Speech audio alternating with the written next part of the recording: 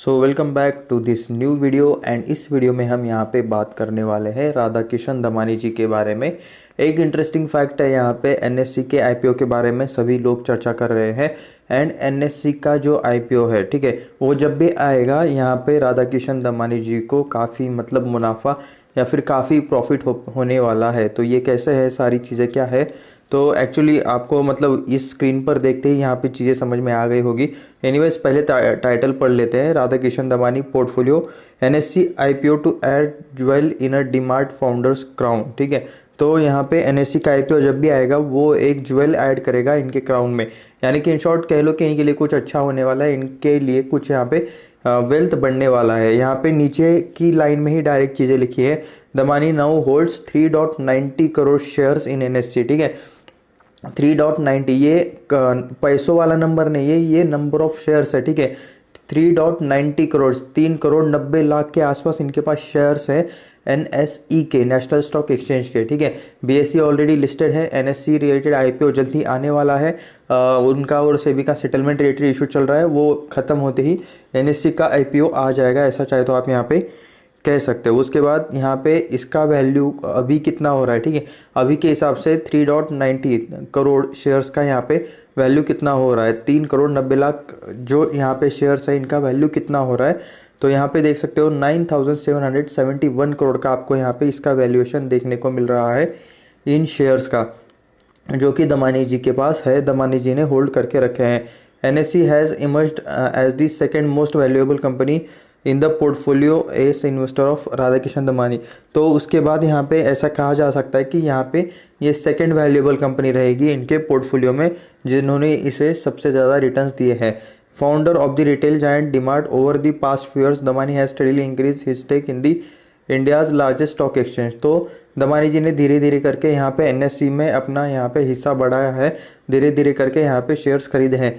First entered NSC during the January March 2020 quarter, यानी कि इन्होंने फर्स्ट टाइम एनएससी कब खरीदा था, जनवरी एंड मार्च 2020, यानी कि जब कोविड वाला गिरावट वाला समय चल रहा था उस टाइम पे इन्होंने इसे खरीदा था। Acquiring a 1.58% stake from foreign investor north west venture partners X through a private deal. तो इनके साथ यहाँ पे इन्होंने प्राइवेट डील की थी। ऑफ कोर्स उस टाइम पे ये अनलिस्टेड था शेयर, एनएससी यहाँ पे अभी भी अनलिस्टेड ही है, बट अभी जल्दी इसका आईपीओ आने वाला है। तो वहाँ से उन्होंने 1.58% स्टेक खरीदा था एंड वो फॉरेन इन्वेस्टर था एक, जिसका नाम था नॉर्वेस्ट वेंचर पार्टनर्स, ठीक है। X through a private deal हुई थी उस टाइम। उसके बाद Norwest once an active advocate NSC's listing was compelled to divest its holding following regulatory scrutiny related to the co-location and dark fibre case which stalled the IPO plans. Okay, तो मतलब ये जो कुछ भी मतलब नॉर्वेस्ट नाम का मतलब जिस किसी के पास भी एनएससी के शेयर्स थे लिस्टिंग रिलेटेड, तो उनका कुछ यहाँ पे इशू हुआ था, कुछ केस रिलेटेड चीज़ें चल रही थी, तो उस वजह से यहाँ पे मतलब ये सारी चीज़ें होते हुए देखने को मिल रही है कि उन्होंने राधा किशन दमानी जी को कुछ स्टेक बेचा एंड यहाँ पे आईपीओ के प्लान रिलेटेड बाकी की मतलब चीज़ें होते हुए देखने को मिल रही थी। वैसे एनएससी का आईपीओ मतलब काफ़ी विवादों में भी था, काफ़ी सारे प्रॉब्लम्स आए थे एनएससी के आईपीओ को, जब मतलब ये आईपीओ लिटरली 3 सालों से आ रहा है, ठीक है, कंटिन्यूसली, लेकिन कभी कुछ केस कभी किसी का कुछ बाकी है, तो इस वजह से यहाँ पे कंटिन्यू एनएससी का आईपीओ आपको डिले ही होते हुए देखने को मिल रहा है।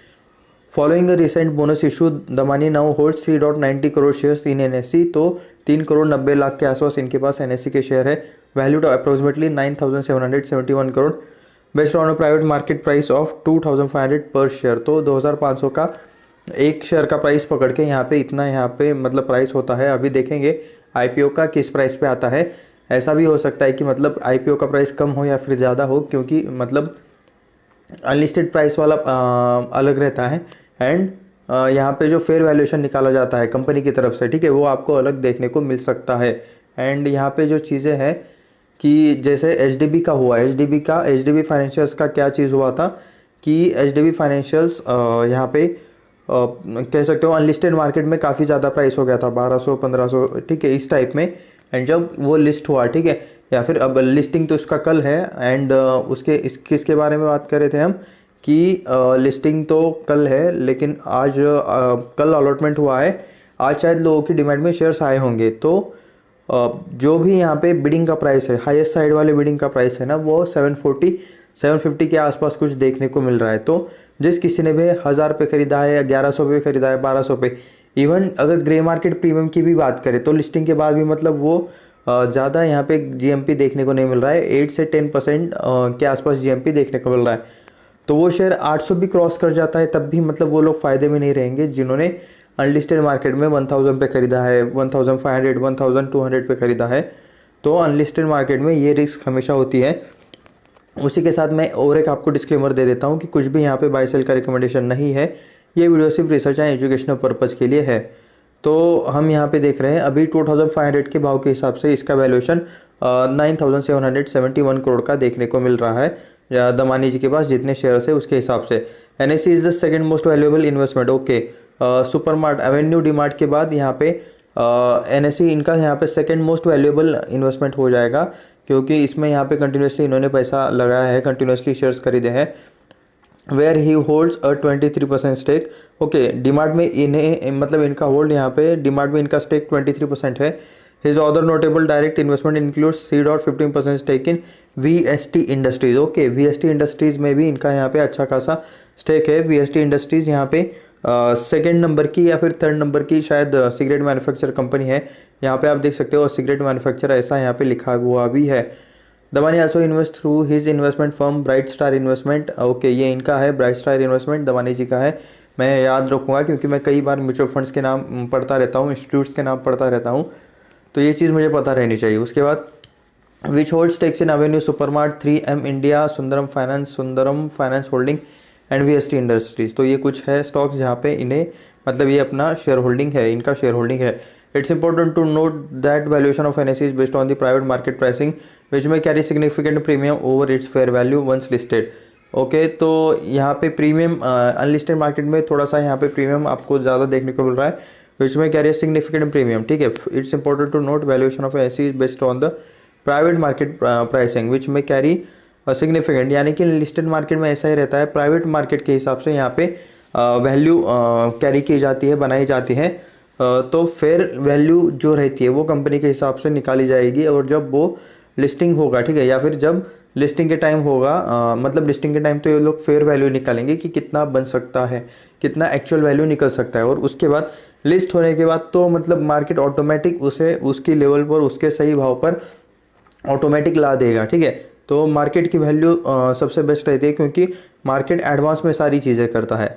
Investors interest in NSC searched after exchange permitted custodians and depositors to facilitate share transfer. The private market has become increasingly active.